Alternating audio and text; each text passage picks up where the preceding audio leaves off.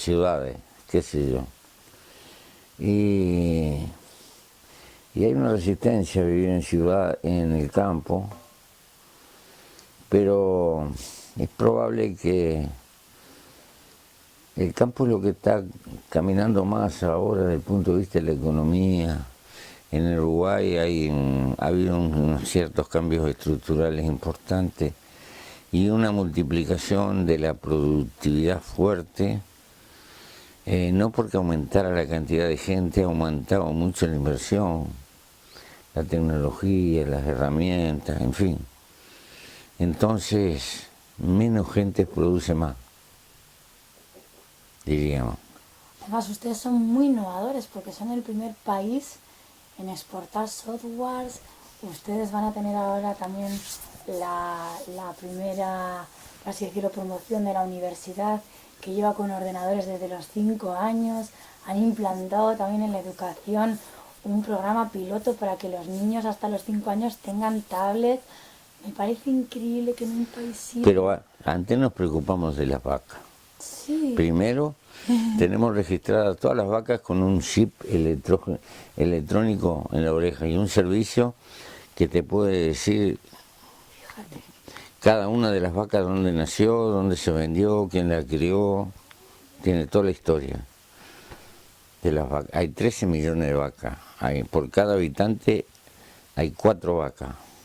pero ustedes tienen muchos genios en Uruguay, gente muy, muy inteligente y con mucha intelectualidad, porque para desarrollar todo esto en un país como el mío, el País Vasco de 3,5 millones de habitantes, hay que Julio Calzada además suele venir mucho. De hecho estuve con él en el Foro Internacional del Cannabis y somos bastante parecidos en cuanto no a densidad de superficie, porque ustedes son más grandes. Nosotros tenemos más tierra útil. Efectivamente. Este es un país casi sin montaña. Efectivamente es ondulado, ¿no? Es ondulado, pero el 90% del país es aprovechable. Acá no hay montes escarpados, inaccesibles. Claro, como allá los Pirineos. No, el cerro más alto tiene 500 metros. Sí. Es un repecho. Entonces esto es más bien una penillanura. Entonces, en realidad no somos tan pequeños con respecto a los recursos útiles. Yo me quedo magnificada porque un país chiquitito como Uruguay que tenga tantas cosas grandes que otros países de Latinoamérica no tienen, la verdad es que es algo que me sorprende. Sí, pero hay lugares que son inmensos desiertos. Sí, esas zonas provinciales de las que hablamos, ¿no? Tú caminas la Patagonia Argentina y aquello es un plano, un plato, soledad. Uruguay es hermoso, además las tierras son muy fértiles, muy fértiles. Sí, y llueve. Y llueve mucho, como en mi tierra, por eso Llueve, es muy fértil, llueve, sí. claro. Pero he leído que tienen como 11.500 hectáreas de tierra que se están quedando muy sequitas debido al eucalipto, a la soja. Mentira eso, no es bola. O sea, Esas son alarmas. falacia. El eucalipto puede certificar donde llueve menos de 1000 milímetros. En Uruguay, en el sur, el promedio son 1200, 1300 y en el norte 1500. Mira, el problema que tiene ecológico el Uruguay grave Sí. es el metano de las vacas, que antes no sabíamos eso. Las vacas generan en el fenómeno digestivo mucho gas contaminante, Sí, efectivamente, sí. pero de casualidad, pero no porque lo pensara nadie, sino por esas tómbolas que tiene la vida. No va a faltar alguno que diga que es de genio. No, mentira, ¿qué es de genio? Por negocio plantamos eucalipto.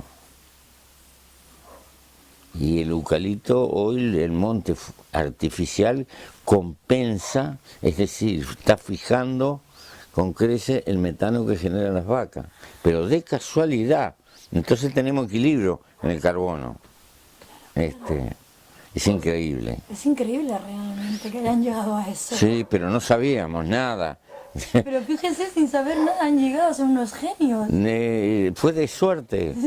Fue de suerte De porque... casualidad, como decimos en mi tierra, ¿no? Sí, lo que pasa es que había...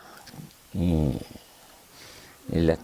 las tierras se calificaron y había tierras de menor productividad por la inclinación de los cerros o por factores, y se sacó una ley forestal para que se aprovecharan, porque era un país muy deforestado. El monte primitivo acá se fue quemando para hacer leña y eso, ¿no? Y entonces faltaban muchos árboles. Sí, sí, sí. Y la ganadería precisa árboles que la apoyen, porque en el clima nuestro en el verano las vacas tienen un estrés calórico fuerte. Los fenómenos de asimilación del animal cuando pasan los 26, 27 grados, cuando pasan los 30 y pico grados, puede ser hasta negativo, pierde peso. Entonces, aunque parezca mentira, el tener en el campo pedazos arbolados es importante porque la vaca se refugia. Claro, para que le dé la sombrita y pueda descansar con fresquito. Y se precisaba. Bueno, el asunto que salió la forestación y como el mundo se llenó de computadores y consume mucho papel, y vomita papel, de algún lado tiene que salir el papel.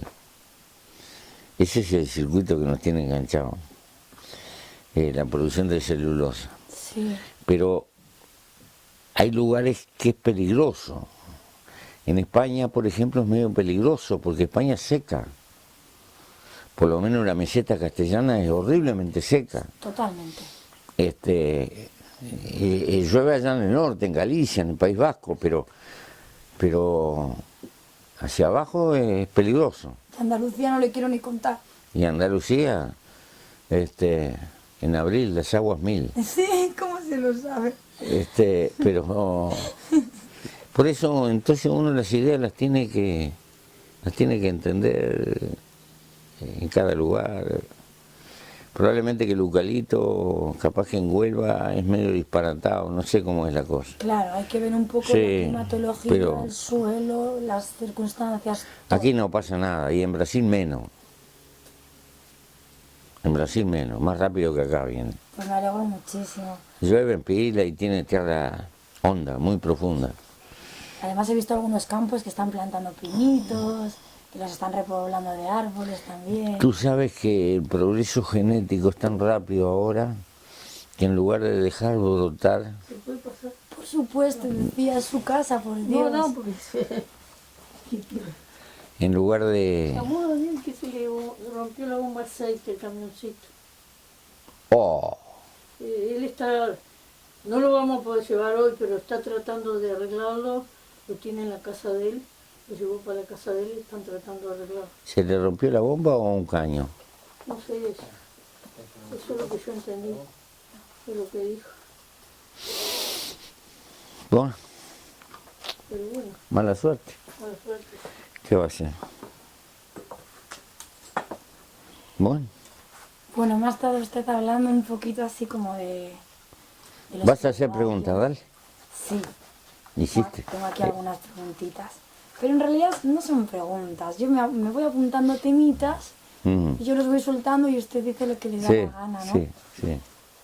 Por ejemplo, me gustaría saber si usted ve alguna semejanza entre el pueblo vasco y el pueblo uruguayo. Yo creo que cada pueblo es una identidad, porque los pueblos viven su circunstancia histórica, que siempre es única y es peculiar. Y a la postre, la cultura que forman no es un producto abstracto solo o una consecuencia genética, es una interacción entre lo que puede ser su capital natural y su historia. Y cada historia es particular. Yo creo que el pueblo vasco es irrepetible, es él. Es una identidad que creó su peripecia histórica, su historia, su dolor, sus angustias, sus logros, sus limitaciones, sus frustraciones. Y nosotros somos un país mucho más nuevo. Fíjate tú que como nación independiente estamos cerca de los 200 años. Historia, Y sí. podemos tener un poquito más entreverada de inmigrantes, pero no mucho más. Entonces, equilibrar lo que es la historia del pueblo vasco tan viejo que ni él mismo tiene idea, es francamente imposible. Sería una pretensión de nuestra parte.